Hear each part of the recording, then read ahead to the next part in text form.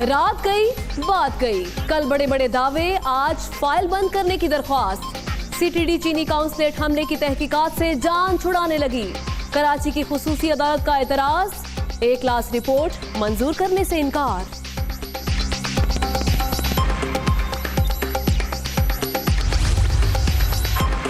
کام سے پہلے ہی کام تمام، بی آر ٹی منصوبہ مکمل ہونے سے پہلے ہی دیواروں میں دراڑیں، انڈر پاسز، یو ٹرن اور چوراہوں سے پلستر اکھڑنے لگا۔ 49 ارب روپے لاگت کا پروجیکٹ 70 ارب روپے تک پہنچ گیا۔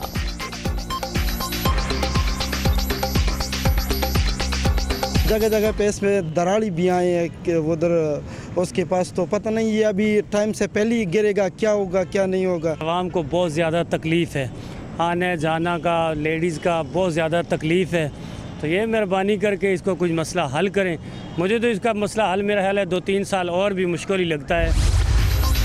آسیہ بی بی کی رہائی کے حکم پر ہنگامے، وفاق اور صوبائی حکومتیں متاثرین کو 1 ماہ میں ادائیگی کریں۔ سپریم کورٹ کا حکم، عدالت حکم نہ دیتی تو رقم دینے کا پلان بھی نہ آتا، چیف جسٹس کے ریمارکس۔ کراچی میں سائبیریا کی ہوائیں، چھانے لگی گھٹائیں، مختلف علاقوں میں رم جھم، بارش کا سلسلہ 3 روز جاری رہنے کا امکان، پارہ 10 ڈگری تک گرنے کی پیشگوئی۔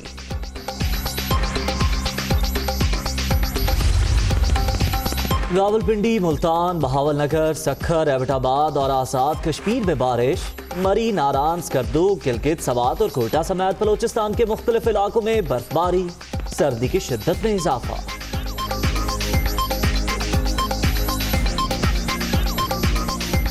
الٹا چور کوتوال کو ڈانٹے، الیکشن جیتنے کے لیے فکر مند مودی سرکار کا مذاکرات سے پھر انکار۔ پیپلز پارٹی کا آج کوٹری میں عوامی طاقت کا مظاہرہ، سچل سرمد اسٹیڈیم میں جلسہ گاہ کو سجا دیا گیا، سٹیج تیار، بلاول بھٹو خطاب کریں گے۔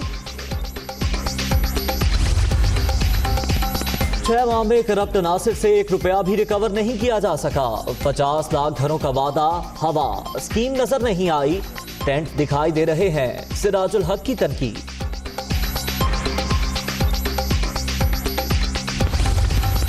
پورے ملک میں 1 نصاب تعلیم، اختیارات وفاق کے پاس ہونے چاہیے، 18ویں ترمیم کے خلاف نہیں، لیپ ٹاپ اسکیم میں سیاسی مفادات تھے، وزیر تعلیم شفقت محمود کی لاہور میں گفتگو۔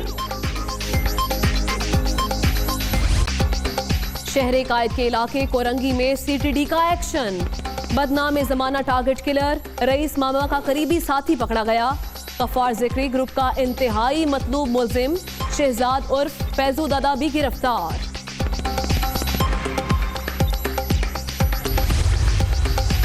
7 بچے 7 سال سے لاپتہ، فیصل آباد پولیس بازیاب کرانے میں ناکام، دروازے پر دستخط کے منتظر والدین کی آنکھیں نم، حکام کی کارروائی اشتہاری مہم سے آگے نہ بڑھ پائی۔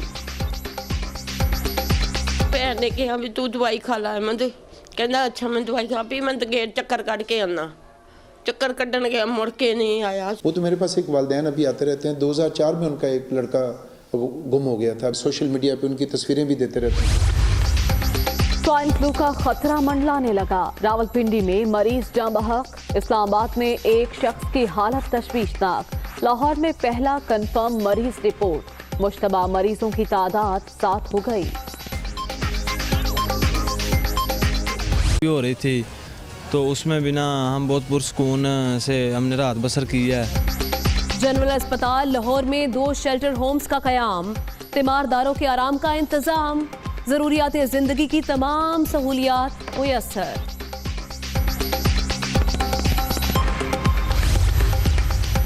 نیکی نہیں، مردہ مرغیاں پکڑ نہر میں ڈال، مردان میں حکام کی غفلت نے آبی حیات کو خطرے میں ڈال دیا، سوشل میڈیا پر تنقید۔ ملتان میں حضرت شاہ رکن عالم کا عرس، سجادہ نشین شاہ محمود نے مزار کو غسل دے کر 3 روزہ تقریبات کا آغاز کیا، عقیدت مندوں کی بڑی تعداد میں حاضری۔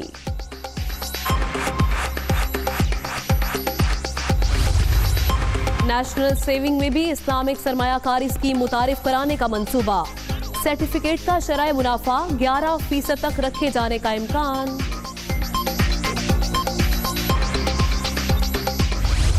2 किलोमीटर तक पीछे जाए, जान लिए बगैर वापस लाए, काला नाग सबसे खतरनाक, दिलों पर धाक। पाकिस्तान में 36 अक़साम के सांप और असलहे मौजूद। गुजरांवाला के जोगियों ने हकीकत बता दी।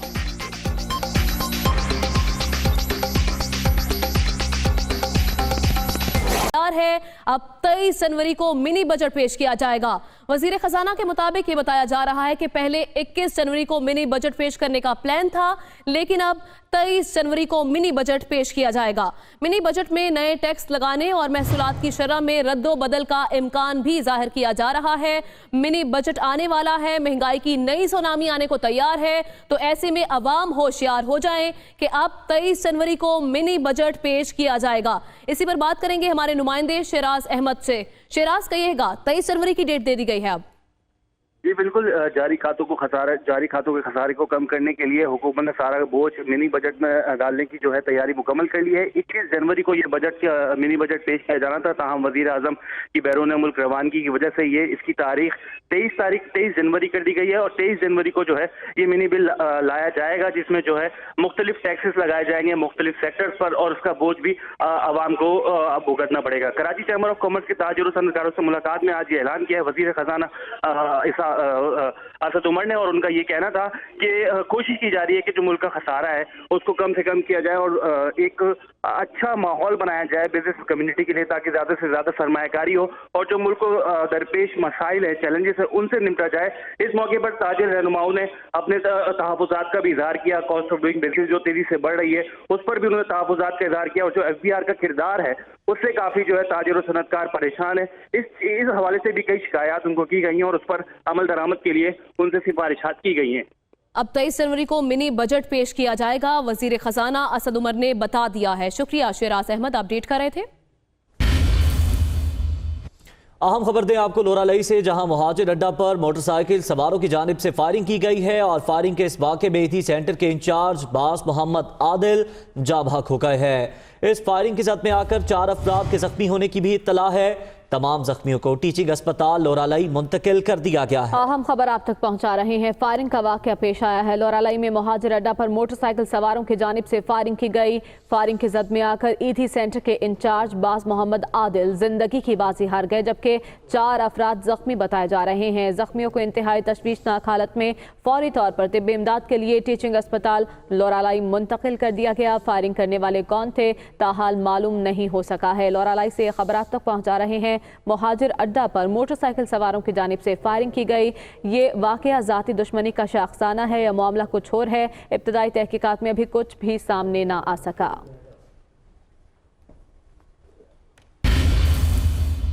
और अब आपको बताएं कि मसाइल के गर्दाब में घिरा पेशावर का BRT मंसूबा मुकम्मल होने से पहले ही टूट फूट का शिकार हो गया। BRT की दीवारों में जगह जगह दरारें पड़ गईं। अंडरपासेस, यू टर्न और चौराहों के पलस्तर उखड़ने लगे। पेशावर से रिपोर्ट देखिए आमिर जमील की।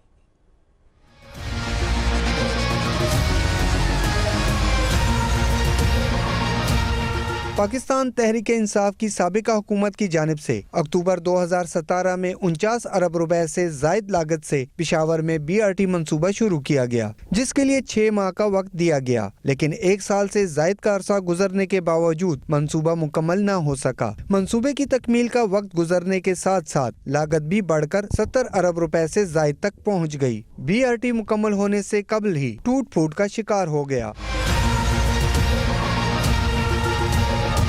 शहरियों ने मंसूबे में ताखीर और जगह जगह से टूट फूट को हुकूमती नाकामी करार दे दिया। जगह जगह पे इसमें दराड़ी भी आए हैं उधर, उसके पास तो पता नहीं है अभी टाइम से पहले ही गिरेगा, क्या होगा क्या नहीं होगा। मेहरबानी करके इसको कुछ मसला हल करें।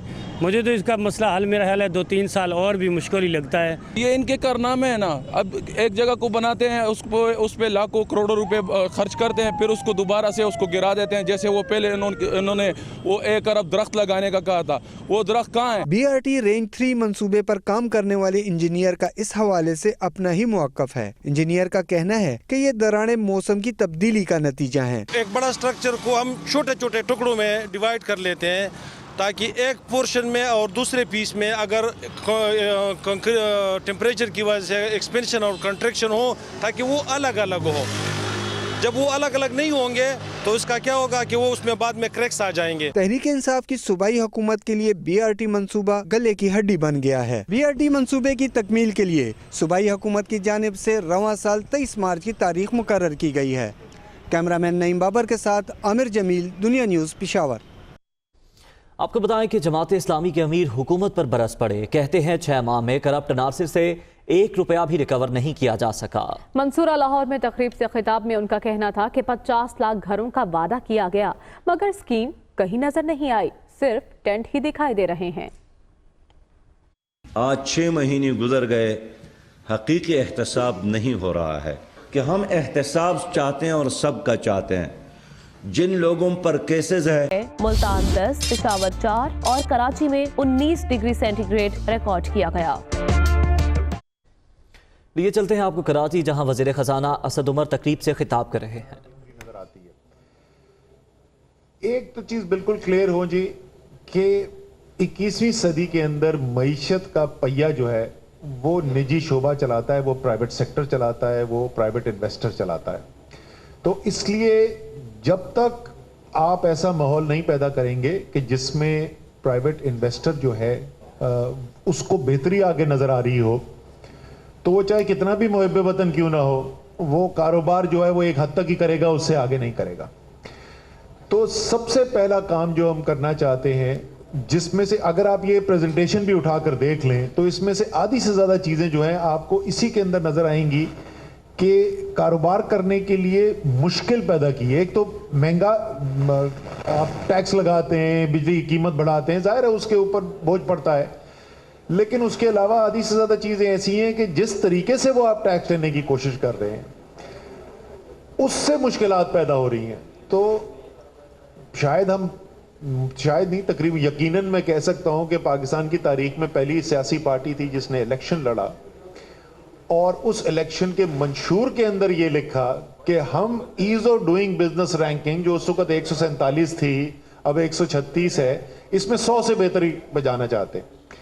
और वो सिर्फ वहां पर लिखा नहीं गया, ईज ऑफ डूइंग बिजनेस की माहाना मीटिंग होती है, वजीर आजम खुद उसको जाती तौर पर चेयर करते हैं। बोर्ड ऑफ इन्वेस्टमेंट के चेयरमैन और उनका बोर्ड ऑफ इन्वेस्टमेंट का सेल हाउस के अंदर सेटअप किया जा रहा है, वो इसको लीड करते हैं। और जब भी मईशत की बात आती है, जैसे आपने कहा 52% जुबैर भाई एक्सपोर्ट की बात कर रहे थे, जो भी आप चीजें, ease of doing business index की वर्ल्ड बैंक की रैंकिंग देख लें, वो आधा से ज्यादा कराची है। कराची दिल है मईशत का पाकिस्तान की, और इसलिए बोर्ड ऑफ इन्वेस्टमेंट के चेयरमैन अभी कराची आए भी थे, सिंध की हुकूमत के साथ भी बैठे।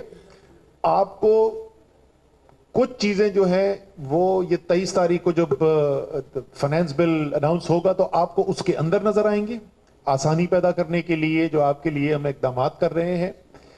और कई और फैसले जो हैं जिसमें फाइनेंस बिल की जरूरत नहीं है, एडमिनिस्ट्रेटिव मेजर्स भी, वो आपको मेरे ख्याल में जनवरी के आखिर तक अनाउंसमेंट्स आनी शुरू हो जाएंगी।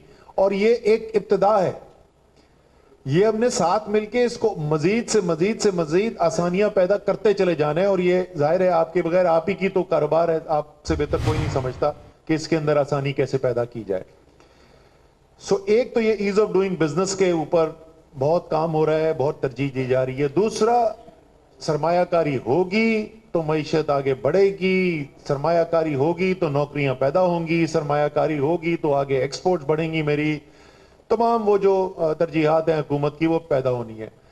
तो हमने इस वक्त मईशत हमारी जरा से समझने की जरूरत यह है कि हमने जो माशी पॉलिसी जिसके ऊपर हम काम करते रहे हैं पिछले तकरीबन 3 दहाई में ज्यादातर अरसा, कुछ साल में अगर छोड़ दूं, ज्यादातर अरसा पिछले 30 साल में जो हम कर रहे हैं, हमने एक मईशत बना दी है जो कंजम्पशन लेड इकोनॉमी है। नतीजा क्या निकला है? सेविंग्स आपकी शायद दुनिया की सबसे कम हो चुकी हैं, और इन्वेस्टमेंट के जो रेट्स हैं आपके, वो पाकिस्तान में जो तारीखी तौर पे होता था उससे भी बहुत कम हो चुके हैं, और दुनिया से तो बहुत ही पीछे हो चुके हैं। सरमायाकारी हो नहीं रही है, कंजम्पशन हो रही है।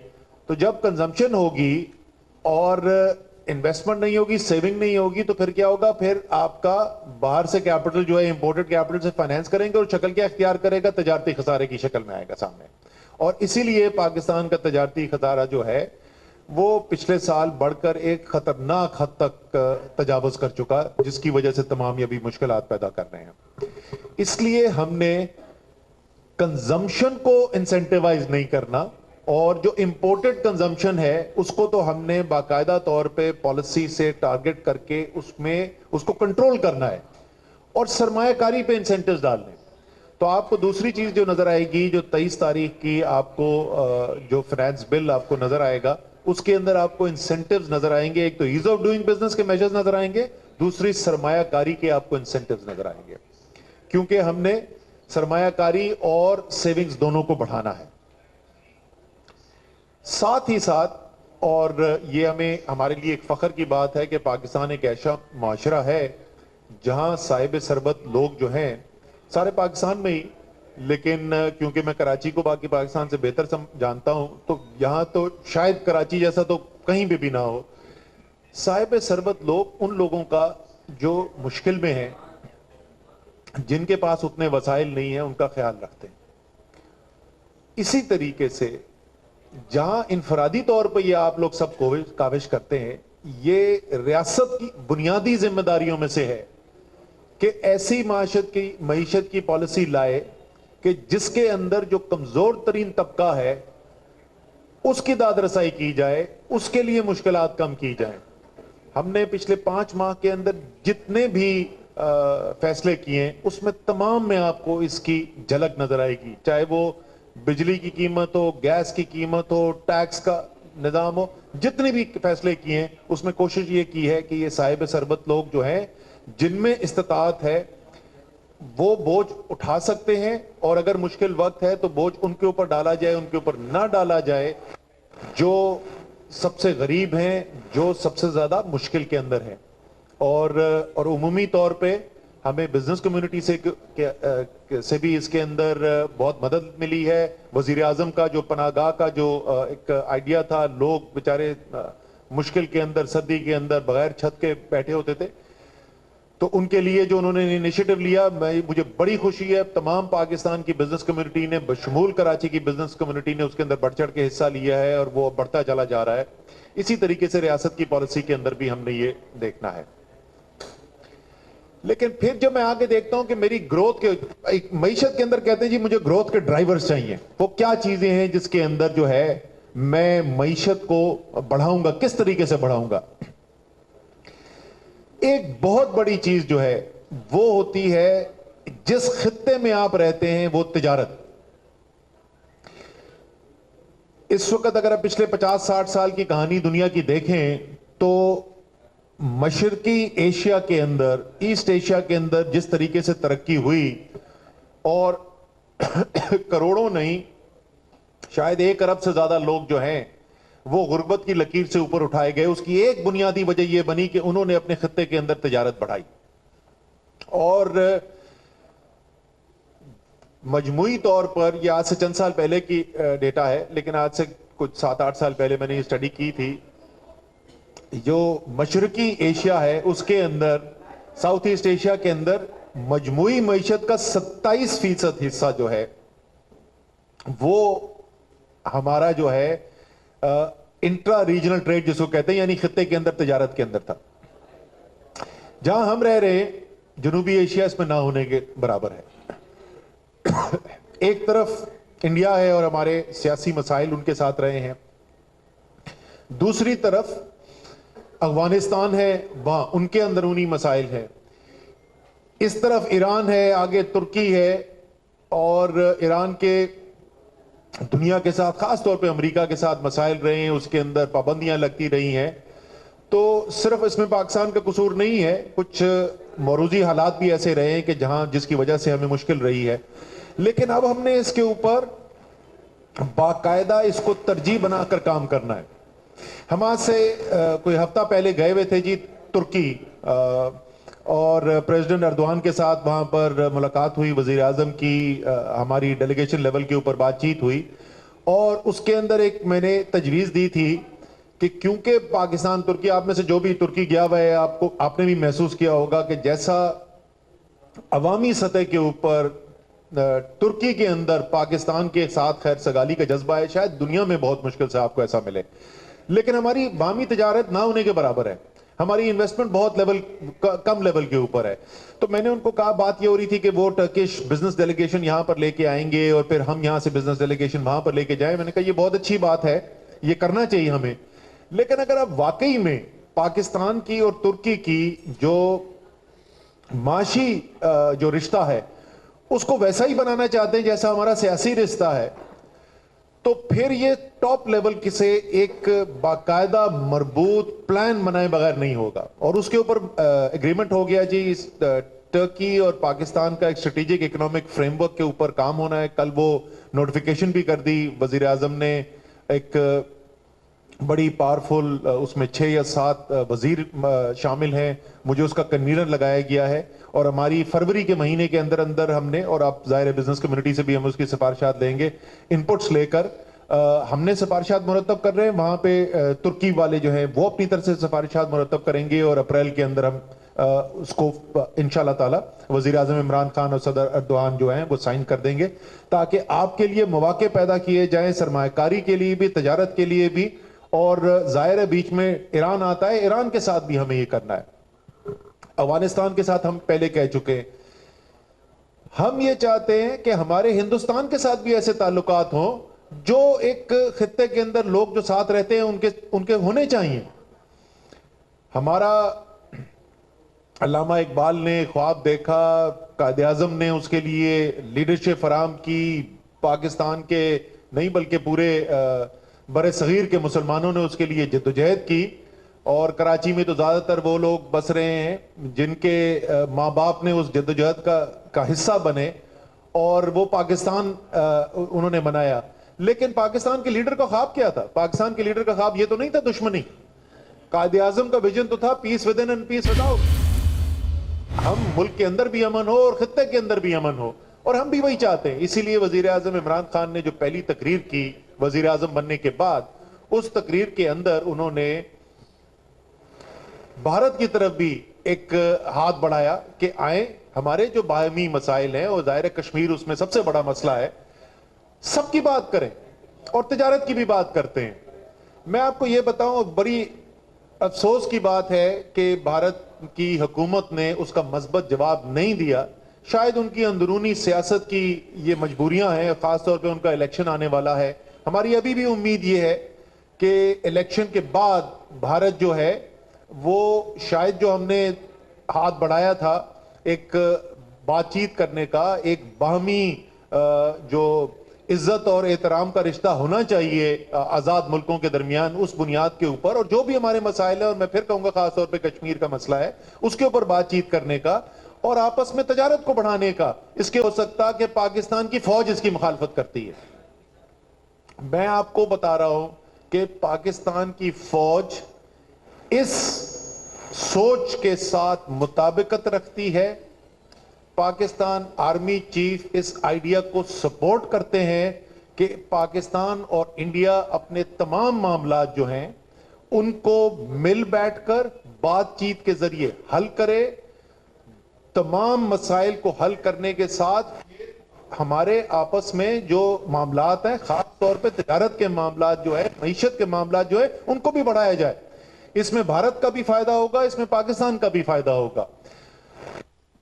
पूरी ब्रॉडर उसके ऊपर बात करूं, हमने जिस वक्त लिखा अपना मईशत का मैनिफेस्टो हम लिख रहे थे, तो हमने, और साथ ही हम खारजा पॉलिसी लिख रहे थे, तो खारजा पॉलिसी के अंदर हमने लिखा कि मईशत को एक बुनियादी रुकन बनाएंगे हम अपनी खारजा पॉलिसी का, और हुकूमत बनने के फौरी बाद एक इकोनॉमिक डिप्लोमेसी के ऊपर साथ मिलकर काम करने के लिए वजीर खारजा, वजीर खजाना यानी मैं, और जो वजीर आजम के मुशीर हैं कॉमर्स के और इंडस्ट्री के, शाह महमूद कुरैशी साहब, मैं और रज़ाक दाऊद, हम तीनों साथ बैठे।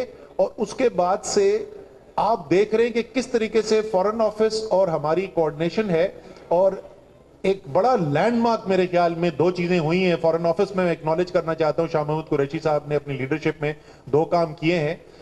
एक तो तमाम पाकिस्तान के जो अहम ममालिक में सफीर हैं इस वक्त, उनको बुलाया गया, 2 दिन की कॉन्फ्रेंस हुई, और वो 2 दिन की कॉन्फ्रेंस थी इकोनॉमिक डिप्लोमेसी के ऊपर, किस तरीके से तजारत को हमने फरोग देना है, सरमायाकारी को फरोग देना है, और हमारी जो फॉरेन ऑफिस है और जो हमारी एम्बेसीज हैं बाहर, उन्होंने क्या किरदार अदा करना है। और अभी उन्होंने एक फॉरेन पॉलिसी एडवाइजरी काउंसिल बनाई है, और उस फॉरेन पॉलिसी एडवाइजरी काउंसिल के अंदर minister of finance, minister of planning और एडवाइजर ऑन कॉमर्स भी शामिल हैं। तो यानी एक आपको नजर आ रहा है कि ये एक हुकूमत है जो समझती है कि मैंने अगर अपने मुल्क के अवाम की जो करोड़ों लोग गुर्बत की जिंदगी गुजार रहे हैं, अगर मैंने इनकी जिंदगी बेहतर करनी है तो इनकी जिंदगी बेहतर करने के लिए मुझे तजारत को फरोग देना है, मुझे सरमायाकारी को फरोग देना है, और हर काम जो मैं करूं बशमूल में खारजा पॉलिसी जो बनाऊं उसके अंदर मैंने इस चीज को तरजीही बुनियाद देनी है इंशाअल्लाह ताला। और अभी तक आप इसके रिजल्ट्स देखते भी आए हैं। पाकिस्तान को जिस तरीके की बायलैटरल सपोर्ट बामी हमें जो सपोर्ट मिली है दोस्त ममालिक के से पिछले 5 माह के अंदर, ये पाकिस्तान की तारीख में कभी नहीं हुआ। और वो इसलिए कि जिस वक्त पाकिस्तान की लीडरशिप वहां बैठ रही है वो बात ही सबसे ज्यादा पहले करती है मईशत के मामलात की। आपको अभी जो नजर आ रहा है वो नजर आ रहा है जो फौरी इमदाद की चीजें आई हैं, जो फाइनेंशियल पेड हैं, डिपॉजिट्स आए हैं, उनकी बात हो रही है। अगला स्टेप बहुत जल्द, आज भी मैं आपको बता दूं सऊदी अरेबिया के जो एनर्जी के मिनिस्टर हैं खालिद अल फाली, दुनिया के सबसे पावरफुल एनर्जी मिनिस्टर हैं, वो आज वज़ीर ख़ज़ाना असद उमर तकरीब से खिताब कर रहे थे।